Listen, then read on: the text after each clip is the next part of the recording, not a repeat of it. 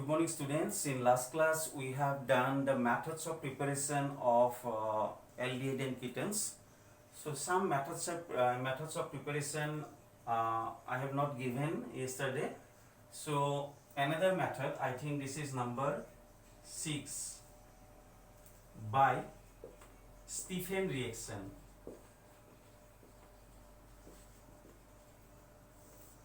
Stephen is the name of scientist, and this type of naming reactions are very important.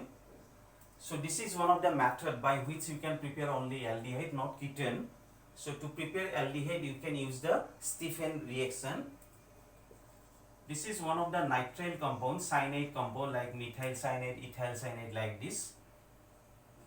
You can write alkyl cyanide. When alkyl cyanide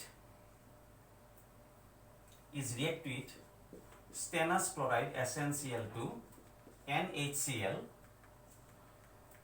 then it will convert to one compound which acts as intermediate, and it is called imine compound, IMINE. Those compounds which contain carbon nitrogen double bond, and this type of compounds are called imine compound. And when you do hydrolysis of imine compound, then you will get the corresponding aldehyde.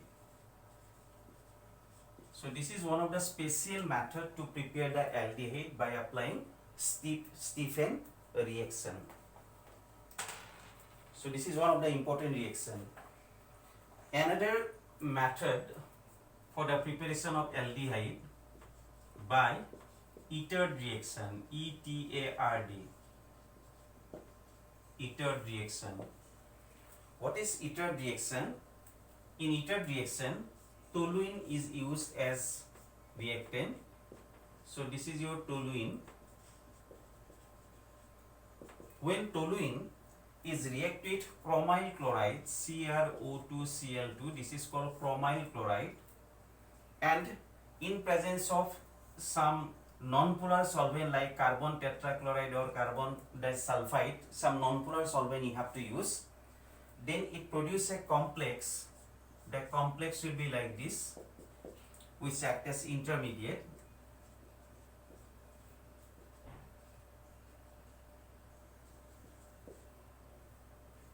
A chromium complex you will get. After formation of the chromium complex, when you do hydrolysis, addition of water in presence of acid, then it will convert it to corresponding aldehyde. I mean, you will get the benzaldehyde. This reaction is called Itard reaction. Stephen reaction, Itard reaction, very important reaction. And another method, that will be number 8.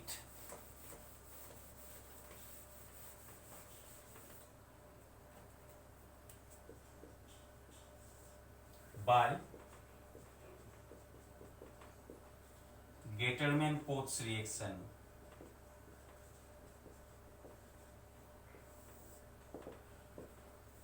This is also one of the method of preparation for aldehyde only. Actually, this method only for applicable only for aldehyde, not for ketone.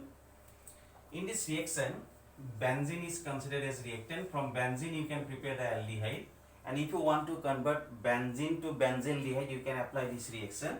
When benzene is react with carbon monoxide and HCl, both the reactant you have to use in presence of catalyst AlCl3, then the benzene will be converted to benzaldehyde, and this reaction is called Gattermann-Coates reaction. This is your benzaldehyde. So in conversion also you can use this. In single step you can convert benzene to benzaldehyde by like this way, by applying Gattermann-Coates reaction.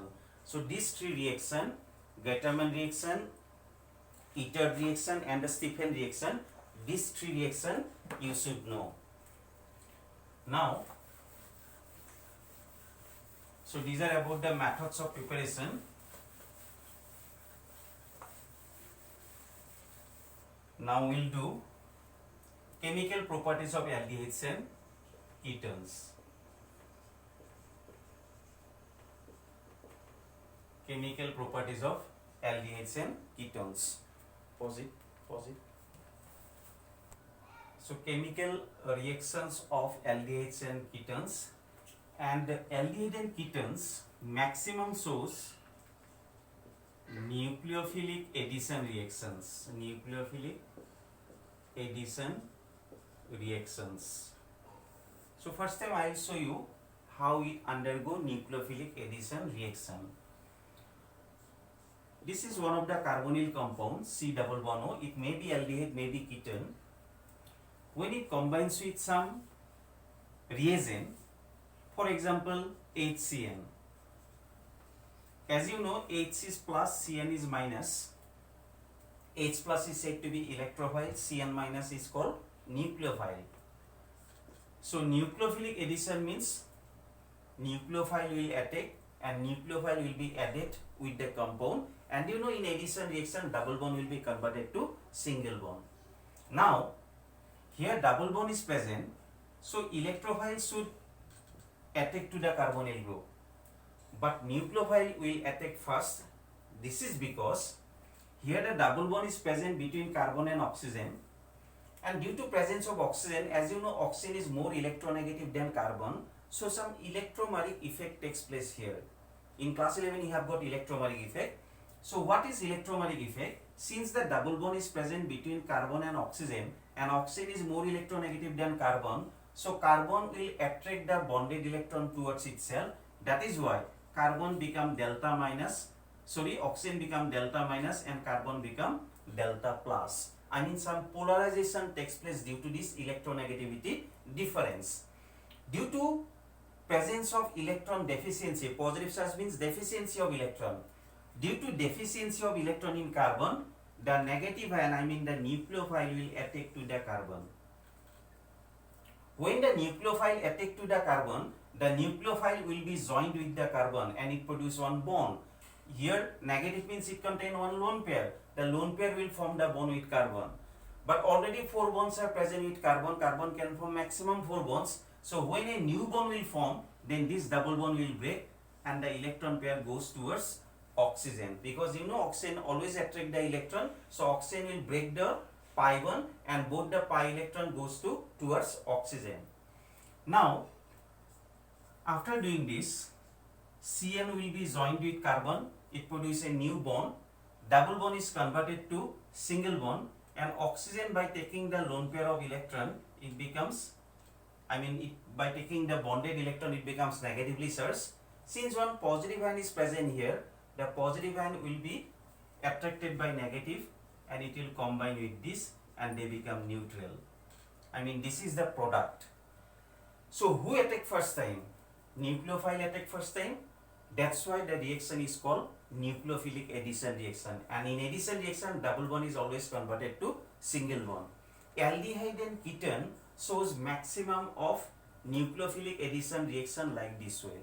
So if someone asks you, although carbonyl compound contain double bond, why the nucleophilic addition takes place? Your answer should be, in carbonyl compound due to presence of oxygen, some polarization takes place between carbon and oxygen, due to which deficiency of electron takes place inside carbon, and that is why the nucleophile will attack to the carbon. Actually this effect is called electromeric effect, and due to this electromeric effect the nucleophile can attack to the carbon.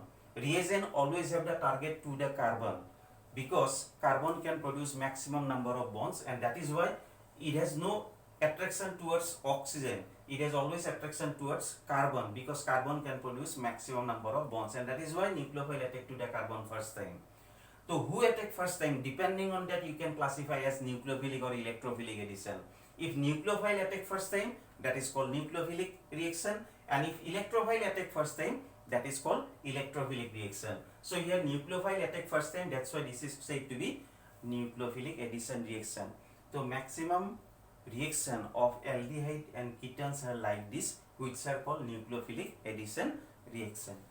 Thank you.